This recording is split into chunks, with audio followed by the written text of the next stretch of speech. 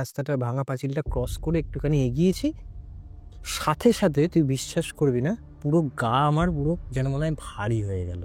আর আমি যখন বাইকটা চালাচ্ছিলাম পুরো মনে হলো আমার পেছনে কেউ বসে পড়ছে। তুই বিশ্বাস করবি না, সে রাতে আমি আর আমার যেটু ঘুমোতে পারিনি, যে রাতে যে সেই দৃশ্যটা দেখেছি। আর আমার মনে হলো আমার ডান দিকের এই কাঁধের শোল্ডারটার মধ্যে এরকমভাবে হাত দিল, আর ওই হাতের স্পর্শটা যখন আমার কাকা মারা যায় ঠিক ওই স্পর্শের সাথে পুরো ফুললি আমি রিলেটেড করতে পেরেছি। আজকে আমাদের সাথে যে গেস্ট জুড়েছে সে হলো সৌরভ মুখার্জি। অলরেডি পডকাস্ট হয়ে গেছে আর আমি এখন ইন্ট্রো শুট করছি অবশ্যই। তো এই দুখানা ঘটনা শোনার পরে আমাদের ইচ্ছে হলো যে আরো জানার যে এটাই কি শুধু দুটো ঘটনা নাকি আরো তার ফ্যামিলির সাথে অনেক কিছু ঘটেছে। সে জানায় যে তার ফ্যামিলির সাথে এরকম অনেক কিছু ঘটেছে, যার মধ্যে মাত্র দুখানা ঘটনা সে আজকে আমাদের এই এপিসোডে শেয়ার করেছে। আমরা জানি তার সাথে আরো অনেক এপিসোড হবে, কিন্তু আপনারা এনজয় করুন এই প্রথম এপিসোডটি।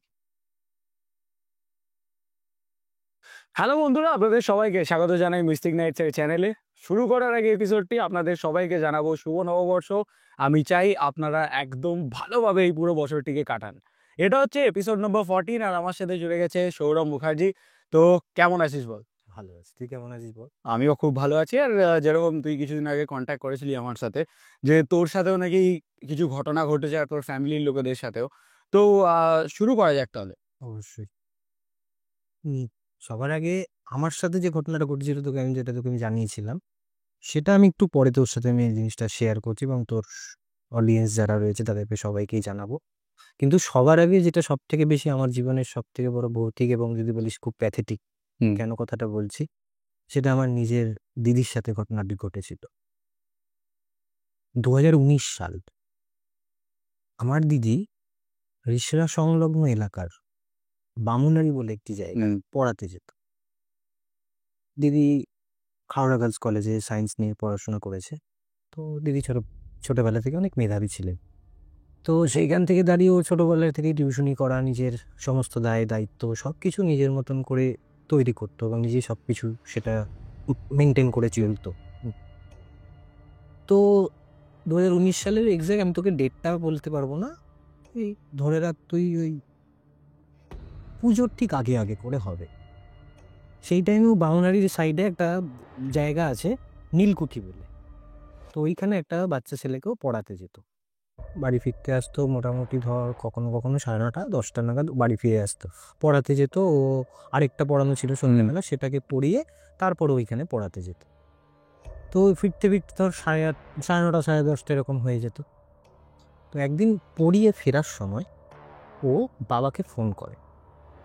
আর আমার বাবা তখন, আমাদের ফ্যামিলি বিজনেস শ্রীরামপুরে, তো সেখান থেকে দাঁড়িয়ে আমার বাবা তখন শ্রীরামপুরে দোকানে ছিল। তো বাবাকেও ফোন করে বলে যে আমার আজকে একটু আসতে লেট হবে, কারণ আমার ফার্স্ট পড়ানোটা যখন শেষ হয় আমি একটু লেট হয়ে গেছিলো, আমি এই বাড়িতে পড়াতে একটু দেরি করে এসেছি, তো আমার একটু লেট হবে, তুমি একটু এগিয়ে এসো। তো বাবা যথারীতি বলে ঠিক আছে, আমি দোকান বন্ধ করে চলে যাব, তুই এদিকটা চলে আসিস, আমি তারপর তোর সাথে একসাথে চলে আসবো। এই করতে করতে দিদি ওখান থেকে নীলকুঠির ওই সাইড দিয়ে বেরিয়ে যখন আসে তখন রাত 11:30। দিদির সাথে কথা বলে এবং দিদির সাথে কথা বলার পর বাবা বলে আমি এই জায়গাটায় দাঁড়িয়ে আছি, তুই আয় একসাথে চলে যাও। আস্তে আস্তে দিদি যখন আসে, দিদি সাইকেল নিয়ে পড়াতে যেত, এটা মাথায় রাখিস কেন বললাম। আর দিদির খুব লম্বা চুল ছিল। এখন দিদির বিয়ে হয়ে গেছে, তখন দিদির বিয়ে হয়নি, দিদি তখন খুব লম্বা চুল ছিল, কোমর পর্যন্ত লম্বা চুল। তো কি করেছিল, চুলটা অর্ধেক মাথার উপরে ক্লিন দিয়ে বেঁধে অর্ধেকটা খোলা রেখে চলে গেছিল, তাড়াহুড়োর মধ্যে যেটা হয় বুঝিস তো। তো সেই জায়গা থেকে দাঁড়িয়ে ও যখন ব্যাক করে আসছে ওই 11:30 দিক করে, আমার বাবার মধ্যে, মানে আমার বাবার মধ্যে না, আমার বাবা বেসিক্যালি দিদির মধ্যে একটা জিনিস খুব ভালো করে নোটিস করতে পারছে। কি দেখছে, আমার দিদি খুব ঠান্ডা মাথার মানুষ আর খুব ধীরে সুস্থে সাইকেল চালাতো। আর আমার দিদি ওরকম তাড়াহুড়োর মধ্যে ওরকম কিছু করে না। আমার দিদি মানে বাবা দেখছে দিদি বাবার থেকেও জোরে সাইকেল চালিয়ে বাবাকে ওভারটেক করে বাড়ির দিকে ফেরার চেষ্টা করছে। আর আমাদের বাড়ির দিকে ফেরার রাস্তাটা একদমই সোজা পথ, বাউনারির দিক থেকে তুই যদি আসিস একদম সিধা রাস্তা। বাবা দেখছে দিদি বামুনারির ওই নীলকুঠির রাস্তাটা দিয়ে বেরিয়ে এলো, বেরিয়ে এসে আমাদের ওই বাগপাড়া ওখান দিয়ে ঢুকে আবার সেই পঞ্চাননতলা বাজার হয়ে ওই দক্ষিণ পাড়ার ওই রাস্তা ধরে ওই দিক দিয়ে ঘুরে ঘুরে ঘুরে ঘুরে আসছে। তো বাবা দিদিকে বারবার করে বলছে যে তুই এরকম বারবার ঘুরে আসছিস কেন? ও বাবাকে তুই করে বলছে। তুই এটা ভাব, বাবাকে তুই করে বলছে তুই আমায় ফলো করতে করতে আয়, আমি বাড়ি যাচ্ছি। তো বাবা প্রথমে কিছু বুঝতে পারেনি, কেউ আগে কি বলছে হয়তো ভাবছে হয়তো ফোনে কারোর সাথে কথা বলতে বলতে আসছে। বাবা সেরকম কিছু নোটিস করেনি। এটা তোকে কেন বললাম এটাও মাথায় রাখিস যে ওই রাস্তা ধরেও কেন ঘুরে ঘুরে আসছিল, ঠিক আছে? তো তোকে ফার্স্ট এডটা যেটা বলেছিলাম দিদি সাইকেল নিয়ে পড়াতে যেত, আর সেকেন্ড এডটা যে ওই বামুনেরই রাস্তা ধরে আমাদের মারা সব হীরা ধরে আসছে ঘুরে ঘুরে আসছে। এই দুটো জিনিস খুব মাথায় রাখিস। তো দিদি যথারীতি বাড়িতে আসে। বাড়িতে আসার পরে দিদি ওই সাইকেলটা রাস্তার মধ্যে এরকম দেয়ালের মধ্যে এরকম ধাক্কা দিয়ে ফেলে দরজার মধ্যে 2 হাত দিয়ে ধাক্কা মারছে জোরে জোরে জোরে। এই করতে করতে মোটামুটি ধরো এই 11টা 10-15 হয়ে গেছে। সাইকেল নিয়ে আসে কোনো টাইম লাগে। তো বাবা তখন এসে মাকে বলে যে আমার বাবা মাকে আমার দিদিকে বাবু বলে ডাকতো। মাকে বলছে যে বাবুর মধ্যে আজকে আমি একটা জিনিস খুব খারাপ দেখলাম। আমার মাকে বলছে এরকম। মা বলছে কেন, কি হয়েছে? মা তো কিছু বুঝতে পারছে না, জেনে পড়াতে গেছে। তখন বলছে যে কেন, কি করেছে মেয়ে? তখন বলছে যে আমি ওকে বললাম যে তুই এরকম ঘুরে ঘুরে কেন আসছিস? তো আমাকে তুই করে বলছে যে তুই আমায় ফলো কর, আমি বাড়ি যাচ্ছি। তখন বলছে হ্যাঁ তোমার সাথে এরকমভাবে কথা বলেছে? তখন বলছে হ্যাঁ। তখন মা আর আমাদের বাড়িতে না, মানে আমার দিদি ঠাকুর খুব ভক্ত। আমাদের বাড়িতে তুই মানে সত্যি কথা বলতে গেলে তুই যদি কখনো যাস আমাদের বাড়িতে, সেরকম কোনো মন্দির বা সেরকম কিছু নেই, বাট এভরিথিং মানে এভরি যে কোনো ঠাকুর দেব দেবী ছোট মূর্তি হোক স্টিকার হোক এভরিথিং আমার বাড়িতে আছে, এবং দিদি সেগুলো খুব যত্ন করে পুজো আর্চা করতো। দিদি আর ওই ঘরে আর ঢুকছে না। আমাদের দুটো সেপারেট রুম আছে, মাঝখান দিয়ে আমাদের একটা উপরে চলে যাওয়ার ছাদের দিকে চলে যাওয়ার একটা সিঁড়ি রয়েছে। তো দিদি ঘরের ভেতর ঢুকে সিধা বাইরের ঘরটাতে গিয়ে বসে এরকমভাবে বসে মাথা ঝাঁকাচ্ছে, এরকমটাই বসে আর এরকমভাবে দুলছে। আর তখন আমি যত একটুখানি ধর ওই বাউন্ডুলে টাইপের ছিলাম, ওই রাত্রিবেলা আড্ডা খেলাধুলা এই নিয়েই থাকতাম। তখন বাড়ি ফিরতে ফিরতে ধর মোটামুটি আমারও ওরকমই হয়েছে 11:30। খেলাধুলা ক্লাবে ক্যারাম ট্যারাম খেলতাম, বন্ধু বান্ধব থাকে যা বুঝিস। তো আমার তখন ফোনও ছিল না, আমি তখন ফোন দেয়নি বাড়ি থেকে আমাকে বেসিক্যালি। তো বাড়িতে আসার পরে আমি দেখলাম দিদি চলে এসছে, এবার যথারীতি বাবা মা সবাই মিলে একসাথে বসে খাওয়া দাওয়া করে গল্প গুজব করে শুয়ে পড়ো। ইন দ্য মিন টাইম তখন কি হলো, মা বলছে যে তুই জামা কাপড় ছেড়ে টিভি ঘরে আয়, মানে আমাদের ভেতরের ঘরটা যে ঘরে ঠাকুর আছে। তখন মাকে বলছে তুই তোর ঘরে যা, আমি ওই ঘরে যাব না। ওই ঘরে কিছু জিনিস আছে যেগুলো আমাকে যেতে দিচ্ছে না, আমি যাব না, আমার গায়ে কাটা দিচ্ছে, খুব সিরিয়াস। তখন আমার মা বুঝতে পারে সামহাউ কিছু একটা আমার মেয়ের সাথে ঘটেছে। কেন বললাম এই কথাটা, আমার মা তো গ্রামের মানুষ। ওই ধর ওই যাদবপুর লাইনে, তখন ওখানকার লাইনে যখন মা ছোট ছিল ওই সব সাইডে মায়ের অনেক অনেক হিস্ট্রি এরকম রয়েছে, যদি কখনো পারি কখনো তোকে আবার জানাবো আমি। তো সেইখান থেকে দাঁড়িয়ে মায়ের একটা এক্সপিরিয়েন্স রয়েছে। তো সেই জায়গা থেকে দাঁড়িয়ে মা পাপাকে চোখের ইশারা করে বলল যে তুমি এখন ওকে বাবুকে নিয়ে চলো একটা জায়গায় যাব। তো আমি তখন ইন্ডামেন্টেন ঘরে ঢুকে গেছি। ওটা কি রাত্রিবেলাই ছিল? এক্স্যাক্টলি এই করতে করতে ধর 11:30 বেজে গেছে। তুই একটা জিনিস ভাব, আমার দিদি ঘরে ঢুকেছে, আমার দিদি ঘরে ঢুকে নিজের ঘরে ঢুকছে না, বাইরের ঘরটায় বসে রয়েছে এবং বসে বসে দুলছে। একটা মা তার বাবা কি ভাববে সেই জায়গায় দেন।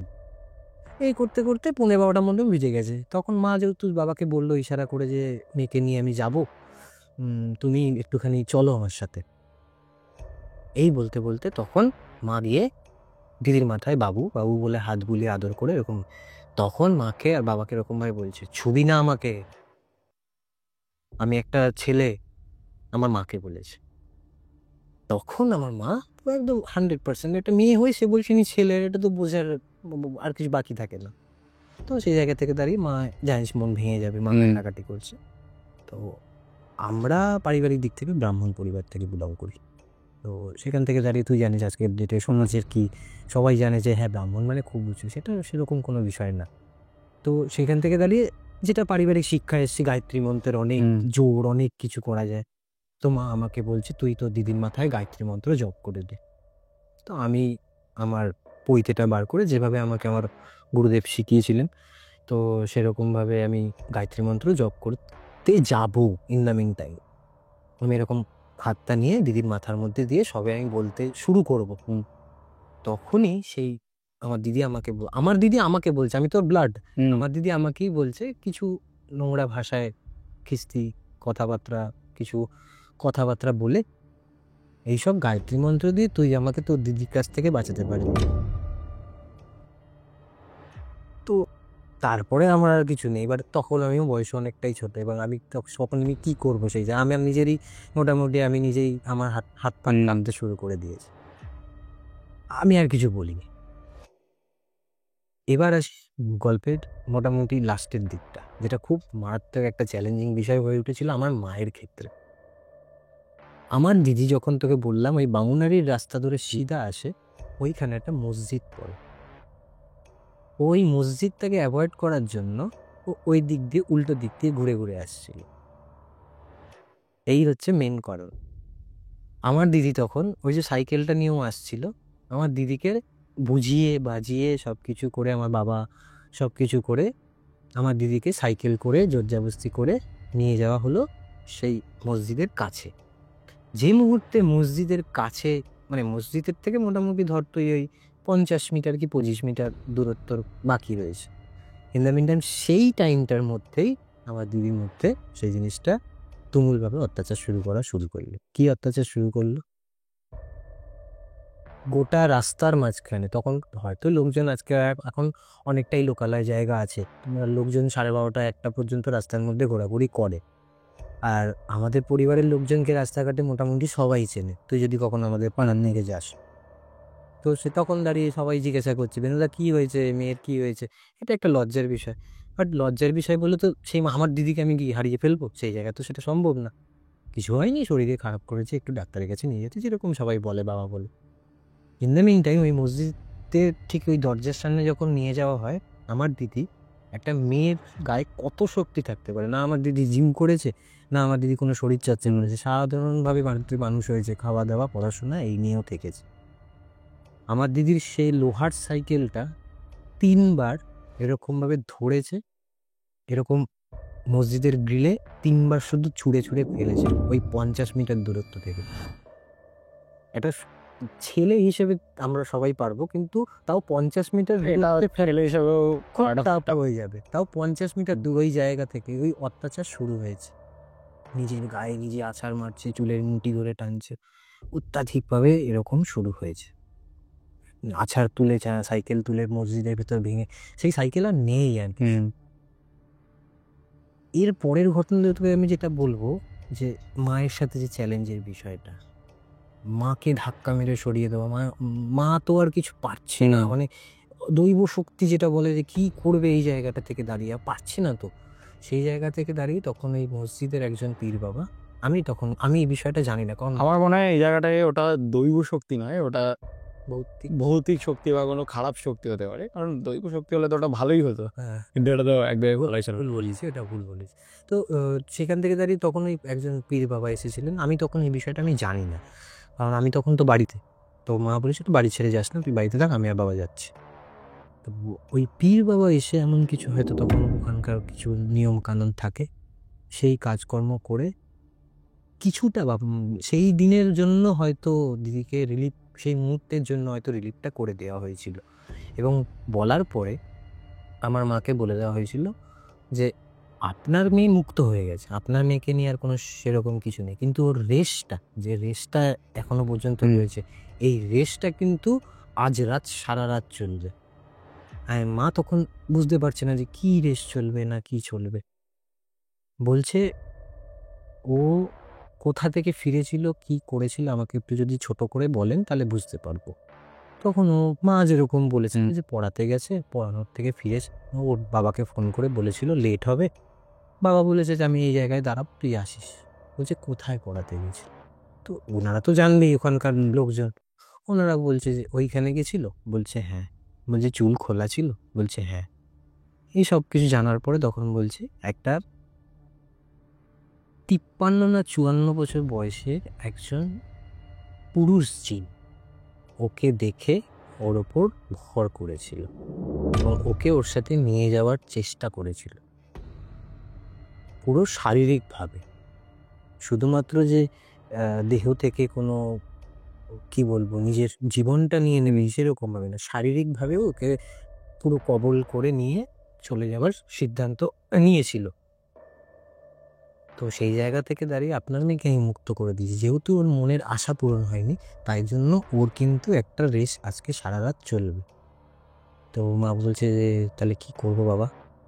তখন বলছে ও আজ রাতে প্রচুর খাবে, আরও যত পারবে খাওয়াবে, যতক্ষণ ওর খিদা না মিটবে আপনারা কিন্তু প্রবলেমে থাকতেন, মানে আপনার থেকেও বেশি আপনার মেয়ে প্রবলেমে ভুগবে।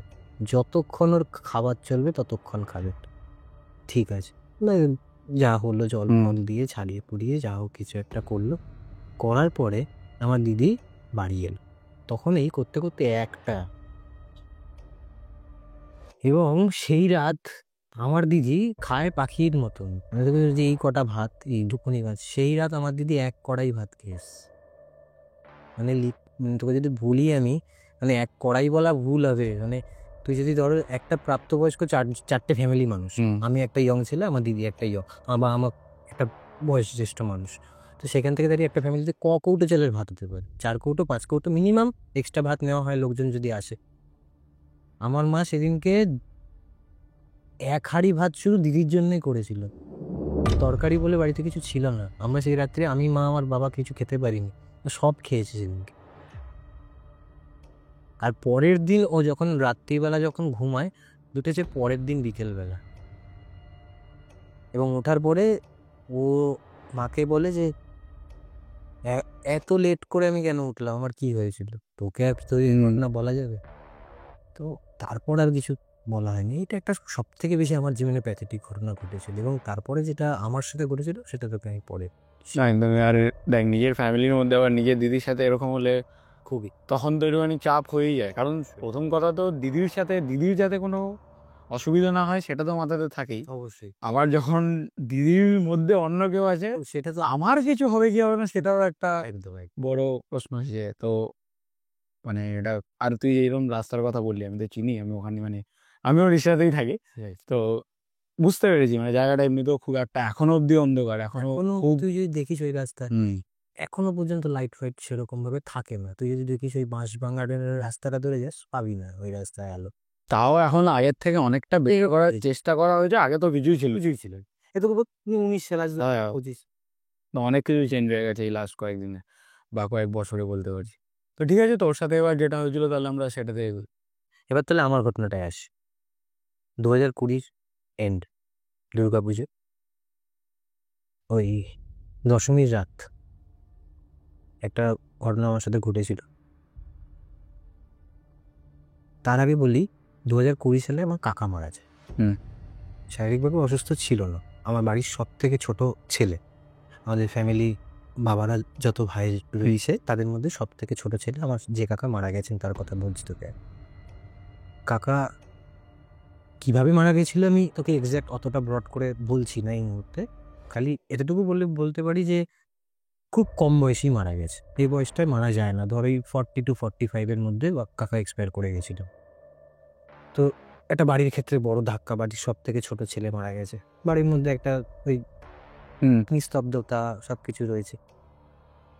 তো দশমীর রাতে পুজোর দিন আমার বন্ধু, নাম বলছি না তোকে, আমি যেখানে থাকি সেইখান থেকে আরেকটুখানি এগিয়ে গিয়ে মহাদেশ পরিষদ বলে একটা জায়গা রয়েছে।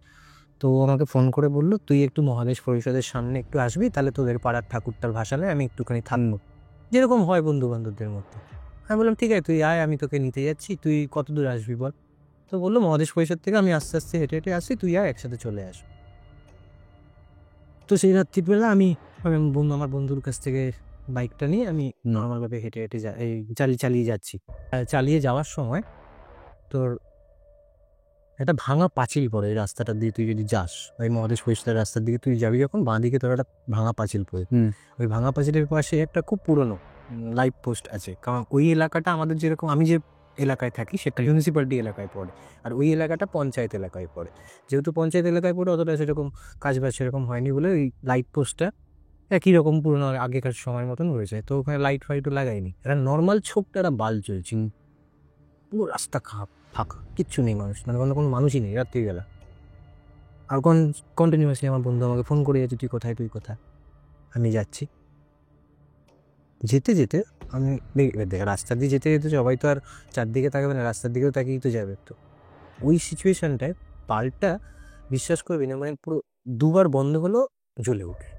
এবার দেখ মানুষের তো মনে হতে পারে একটা হয়তো কোনো রকমভাবে কানেকশানের প্রবলেম কিছু বা কিছু হয়েছে, হওয়ার পর আবার থেমে যাবে কি করে, সেটাও তো হলো, থেমে গেল। হওয়ার পরে আমি বাইকটা নিয়ে একটুখানি ওই বাল্বের ওই ভাঙা রাস্তাটা ভাঙা পাঁচিলটা ক্রস করে একটুখানি এগিয়েছি, সাথে সাথে তুই বিশ্বাস করবি না, পুরো গা আমার পুরো যেন মনে হয় ভারী হয়ে গেল। আর আমি যখন বাইকটা চালাচ্ছিলাম পুরো মনে হলো আমার পেছনে কেউ বসে রয়েছে। আর আমি তোকে বলছি মেয়ে, এখন ফিল করছি সেই জায়গাটা, আর সেই জিনিসটা আমি এখন স্টিল নাও ফিল করি যে ওটা নিজের সাথে হলে একটা ভয় তো লাগেই। ভয়ের বিষয়টা না, আমি প্যানিকড হয়ে গেছিলাম যে জিনিসটা, আমি তো একা বেরিয়েছি, তাহলে আমার গাড়িটা এরকমভাবে এতটা ওয়েটই কেন ফিল করছি আমি।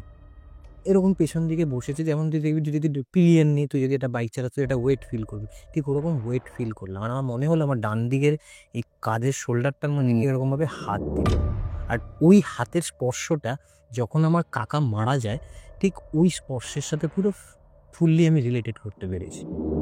কেননা একটা মানুষের স্পর্শ তুই ফিল করতে পারবি, তো সেই জায়গা থেকে দাঁড়িয়ে ওই স্পর্শটা আমি রিলেট করতে পেরেছি। এবং করার পরে আমি টোটালি ব্ল্যাঙ্ক, মানে আমার মাইন্ড হয়ে গেছে, আমি কিছু বুঝতে পারছি না। এবার আমি কোথায় যাচ্ছি না যাচ্ছি কিচ্ছু আমি জানি না। এবার বন্ধু আমাকে ফোন করছে, আমি বন্ধুর ফোনও ধরতে পারছি না। এটা আমি পরে রিয়েলাইজ করতে পেরেছি যে আমি আমার বন্ধুর ফোন তুলিনি। কেন বলছি তোকে, আমি একটু পরে ডিটেলসে সেটা বলে দিচ্ছি, তাই বুঝতে পারবি তুই। এই যে তোকে বললাম আমার গাড়ির মধ্যে আমি একটা ওয়েট ফিল করছি, আমার হাতে একটা গায়ে একটা স্পর্শ ফিল করছি, এবং সেইখানে দাঁড়িয়ে না সেই ব্যক্তিটির সাথে আমি কথা বলা শুরু করেছি এবার। এবং সে আমাকে প্রথম আমার বাড়িতে যে আমাকে যে নামে সবাই ডাক, বাবা মায়ের যে দেওয়া নাম, সেই নাম দিয়ে প্রথম আমাকে ডাক দেয়। এবং আমি আমার জীবনের সবথেকে বড় ভুল সেদিনই করেছিলাম, আমি ডাকে সাড়া দিয়েছিলাম। ছোটোবেলায় মায়ের কাছে গল্প শুনেছিলাম যে এরকম যদি কখনো কিছু হয়, বা যেহেতু তোকে আমি আগে বলেছিলাম দিদির বিষয়ে গল্পটা, যে মা খুব এক্সপিরিয়েন্স এই বিষয়গুলোতে, তো সেই টাইমে না মা আমাকে এই জিনিসগুলো ছোটোবেলা থেকে বোঝাতো, আর তো বলতো যে কখন এরকম কিছু করবি না। আমরা এখনকার ইয়ং ছেলে, আমরা এইসব তো গায়ে ঝাড়া দিয়ে বেরিয়ে যাবো, তাই জন্য বলেছিলেন এখনকার দিনে এসব কিছু হয় না।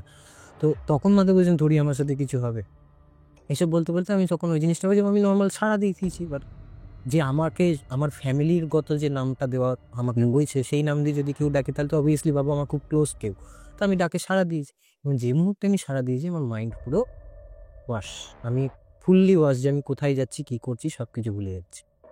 ভুলে গিয়ে এবং সেই মানুষের সাথে আমি কথা বলছি, এবং সেই মানুষটা আমাকে যখন ডাক দেয়, ডাক দেওয়ার পর যখন প্রথম কোশ্চেন করে তুই এত রাতে কোথায় যাচ্ছিস, আমি বললাম আমার এক বন্ধু আমাকে ডেকেছে, আমি তাকে আনতে যাচ্ছি। এই করতে করতে আমি কিন্তু গাড়ি চালাচ্ছি, এবং গাড়ি চালাতে চালাতে আমি কোথায় যাচ্ছি আমি নিজেও জানি না, বাট আমি পৌঁছাইনি, আমার বন্ধুর কাছে আমি পৌঁছাইনি। শেষমেশ আমার বন্ধু আমাকে, আমি যখন মানে আমার যখন জিনিসটা আমার যখন কেটে যায়, আমার বন্ধুই আমাকে বলেছে তুই আমার কাছে সেই রাত্রে আসতে পারিস নি। তো সেইটা কি যেরকম আমরা জানি যে কেউ মারা গেলে তারপরে 13 দিনের কাজ হয়, তো সেটা কি সেই টাইম স্প্যানের মধ্যে ছিল নাকি? না, 11 দিনের কাজ বাজ সব কিছু মিটে নয়তো, তো আমাদের তো কাল ওষুধ ছিল, আমরা তো বুঝে অ্যাটেন্ড করবো কি করে, আমার ব্রাহ্মণবাড়ির ছেলেটাকে আগে বললো না, তো সেই জিনিসটা কেটে গিয়েছিল, কিন্তু এই বাৎসরিক কাজটা হয়নি, আচ্ছা, যেটা আমাদের হয়। হ্যাঁ 1 বছর পরে। হ্যাঁ, তো সেই কাজটা তখন কাটেনি তখন। তো ওরকমভাবে আমাকে জিজ্ঞাসা করছে, তো আমি তার সাথে কথা বলতে বলতে আমিও তাকে জিজ্ঞাসা করছি আপনি কে। মানে আমি এতটাই, আমার মাইন্ড আমার এতটাই ডিসব্যালেন্সড হয়ে গেছে, আমি নিজে জানি না আমি নিজের সত্তা হারিয়ে ফেলেছি। এবং তারপরে আমি আমার পেছনে যিনি রয়েছেন আমি জানিও না, আমি পেছনে নিয়ে নুড়েও তাকাচ্ছি না, নর্মালি গাড়ি চালিয়ে যাতে একটা বোকা বাক্সের মতন আমি ওর সাথে কথা বলে যাচ্ছি। কথা বলতে বলতে আমি বলছি আপনি কে, বলছে আমি তোর কাকা, ছোট কাকা। এবার যে মুহূর্তে ওরকম একটা ফিল তুই পাবি, যে মানুষটা আমার পরিবারের সাথে আর কোনো এক্সিস্ট করছে না, এই দুনিয়াতে কোনো এক্সিস্ট করছে না, সে আমার কাঁধে এরকমভাবে হাত দিয়ে স্পর্শ করে আমাকে বলছে আমি তোর কাকা, তুই এত রাতে কোথায় যাচ্ছিস, তুই সেই জায়গায় দাঁড়িয়ে তুই কী করবি? আমি তো, তুই ছেড়েই দে, আমি তো সেই জায়গাতে আমি নেই। আমি তখন বললাম যে তুমি এত রাতে আমার গাড়িতে কি করে এলে? আমি তো আমার বন্ধুকে আনতে যাচ্ছিলাম। বলছে তোর সাথে একটু ঘুরে আসি চল। তো আমি বললাম চলো ঘুরে আসি। কোথায় ঘুরবে? বলছে পুজোর দিন রাত্রিবেলা, দশমীর রাত, চ একটু ঘুরে আসি তোর সাথে। এই করতে করতে কাকা ওই জায়গাতেই, মানে আমি তোকে বলছি এটা পরে কি আমি জানতে পেরেছিলাম, কি কারণে জানতে পেরেছিলাম তোকে আমি পরে বলে দেবো সেটা, এখন আমি এটা সেখানে বলবো না, কারণ এটা না বলার পেছনে একটা কারণ আছে, ফ্যামিলি রিলেটেড বলি। তো ওই জায়গাটার মধ্যেই আমি যাচ্ছি আর আসছি, এইটুকুই আমি ঘোরাফেরা করছি। কারণ আমার কাকা ওইখানেই আমার কাছে এসেছিল, এবং তারপরে এই করতে করতে যখন ধর ওই 11:30 12 বেজে যায়, ওই টাইমে আমাকে বলছে তুই বাড়ি যাবি না? আমি তখন বলি তুমি তো আমার সাথে রয়েছো, এখনও তো আমি যেখানে যাব বলেছিলাম তুমি তো আমাকে ওখানে যেতেও দিচ্ছ না, কিছু করতেও দিচ্ছ না। বলছে না তুই যাবি না, তুই বাড়ি যা। আমি বলছি আমি বাড়ি যাব না। এই নিয়ে কাকার সাথে আমার একটা মানে তুই ওটা ঘোরের মধ্যে ছিলিস? আমি তোকে বলছি না, আমি স্টিল ওই ঘোরের মধ্যেই কাকার সাথে একটা কথা বলে যাচ্ছে। এই কথা বলতে বলতে বলতে বলতে তখন আমাকে বলল তুই চ, তোকে আমি বাড়ি ছেড়ে দিয়ে আসছি। শেষমেশ তারপরে এমনভাবে জিনিসটা ঘটেছিল, একটা অশান্তি থেকে শুরু করে সে রাত্রিরে আমাকে না দিল বন্ধুর কাছেও যেতে, না দিল আমাকে ইয়ের কাছেও যেতে, এবং আমার সাথে আমার বাড়িতে ছোট কাকা খুব টাচ থাকতো, যেহেতু আমি বাড়ির সব থেকে ছোট ছেলে এবং সে বাড়ির সব থেকে ছোট ছেলে ছিল, সেই জন্য আমার সাথে খুব টাচ ছিল আমার। তো সেই রাত্রিবেলা যখন আমি কাকাকে নিয়ে আবার যখন বলছে তাহলে, তো আমি বললাম তাহলে তুমিও চলো আমার সাথে বাড়ি। বলছে হ্যাঁ চ, আমিও যাবো বাড়িতে। এই বলে আমি যখন গাড়িটা ঘুরিয়ে আমার কাকা আমাকে বলছে যে হ্যাঁ এই রাস্তা দিয়ে চ, এই রাস্তা দিয়ে চ, এই রাস্তা দিয়ে চ, ওখান থেকে তো ঘুরে যাচ্ছে, আমি তো জানি আমি ঘুরছি, তা আমি তো বুঝতে পারছি না আমি কোথায় আছি। পরে গিয়ে রিয়েলাইজ করতে পেরেছি আমি কোথায় ছিলাম না ছিলাম। তো গাড়িটা নিয়ে আমি আমার, যেহেতু কাকার সাথে নেই ঝামেলা হলো, এবং কাকা আমাকে তখন বললো তুই বাড়ি চ, আমি তোকে বাড়ি দিয়ে আসি। মানে পুরো ভ্রমের মধ্যেই সব কিছু হচ্ছে এখন। তো আমি তো বুঝতেই পারছি না, আমার কাকাই আমায় পরিচালিত করছে, অ্যান্ড আমি সেটা বিশ্বাস করে নিয়েছি। আমি নিজের বাড়ি নিজেই চিনতে পারছি না, আমার কাকা আমাকে নিয়ে যাচ্ছে, এটা আমি বুঝতে পারছি তো না। তো তারপরে আমি কি করলাম, ওই কাকার সাথে একটা ঝামেলা হলো, আমাকে ওখানেও যেতে দিল না, বন্ধুর কাছেও যেতে দিল না, যার গাড়ি নিয়ে এসেছি তাকেও কিছুই করতে দিল না, আমাকে সোজা বাড়িতে নিয়ে চলে আসছে। তো আমি এসে বাড়ির মেন গেটের সামনে, আমাদের জয়েন্ট ফ্যামিলি, মেন গেটের সামনে এসে আমি দাঁড়ালাম। তখনও আমি আমার কাঁধের মধ্যে আমি সেই স্পর্শটা পুরো ফিল করতে পারছি, কারণ তুই ওটা ফিল করতে পারবি। হ্যাঁ, মানে কেউ একটা হাত রাখলে সেটা তো বোঝাই। বুঝে যাবি ওটা ওটা হয়। তো কন্টিনিউয়াসলি আমি সেই স্পর্শটা ফিল করতে পারছি। করার পর আমি মেন গেটের ইয়েটা খুলে গাড়িটা নিয়ে ঢুকতে যাবো, তো আমার জ্যাঠামশাই, বাড়ির যে বড় জেঠু, আমাদের জয়েন্ট ফ্যামিলি, তো বাড়ির বড় জেঠু আমাদের বাড়ির উঠোনের মধ্যে দাঁড়িয়ে রয়েছে। তো আমাকে তখন জিজ্ঞাসা করছে এত রাত্রিবেলা তুই কোথা থেকে বাড়ি ফিরছিস, দশমীর রাত, যেরকম হয় বাড়ির মোড়া যেরকম বলে তুই বুঝতেই পারবি। আমি বললাম আমি কোথায় একা আছি, ছোটো কাকু আমার সাথেই তো আছে, তুমি দেখতে পাচ্ছ না? তখন বলছে হ্যাঁ, যে তুই কী সব খেয়ে এসছিস, এই সেই হ্যান ত্যান, কীরকম বুঝিস তো দশমীর পুজোর সময়। বলছি আমি কিছু খেয়ে আসিনি, আমি ওসব কেন খেতে যাবো, আমাকে দেখেছো কোনো দিন এসব করতে? তো তারপর সব বলার পরে তো তারপর বলছে কোথায় ছোটো কাকু, কী সব ভুলবার কথাবার্তা বলছি, ছোটো কাকু মারা গেছে তুই জানিস না, ইয়ার্কি মারছিস, যা বলার বকাঝকা দিল। আমি বললাম তাহলে গেটের সামনে কে দাঁড়িয়ে আছে তুমি দেখো নিজে। তুই বিশ্বাস করবি না, সেই রাতে আমি আর আমার জেঠু ঘুমোতে পারিনি, যে রাতে যে সেই দৃশ্যটা দেখেছি। আমার ছোটো কাকু যেদিন মারা যায় সেদিন জেঠু কাকুমনির, আমি ছোটো কাকুমনি ডাকতাম, তো আমি তোকে বলছি, তো সেই ছোটো কাকুমনির পরনে ছিল একটা নীল কালারের চেক্স লুঙ্গি, আর একটা স্যান্ডো গেঞ্জি, আর কিছু ছিল না, কারণ হসপিটাল নিয়ে যাওয়া হচ্ছে। ঠিক ওই ড্রেসটা পরে, আর আমার ছোটো কাকুমনি স্মোক করতো, একটা বিড়ি জ্বালিয়ে আমার জ্যাঠামশাইকে বলছে ভালো থাকিস, আমি চলে যাচ্ছি। তুই বিশ্বাস করবি না, আমার গায়ে কাটা, আমারও মানে বলার পরে এই ফ্র্যাকশন অফ সেকেন্ডের মধ্যে সেই মানুষটা ওখান থেকে নেই আর। এবং তারপরে আজও অব্দি স্টিল নাও আমার বড় জেঠু এখনও পর্যন্ত স্টেবল। তার কিছু শারীরিক মানে শরীর খারাপ অনেক ছিল, বাড়ির সব থেকে বড় ছেলে উনি, এখনও পর্যন্ত উনি অনেক স্টেবল। তার আগে উনি অনেক শরীর ডিটোরিয়েট করেছিল, কিন্তু আমার জ্যাঠামশাইকে আমার ছোটো কাকুমনি বলে যাওয়ার পর এখনও পর্যন্ত স্টিল নাও স্টেবল আছেন। তো এই জিনিসটা আমি নিজের চোখের সামনে আমার সাথে ঘটেছিল। এটা আমার বাড়িতে ঘটেছে, ভাবতে পারছিস? তো তারপর থেকে আমি ওই একটা পড়া নিয়ে আমি আর পারি না, খুব ভয় লাগে এই জিনিসগুলো আমার কাছে।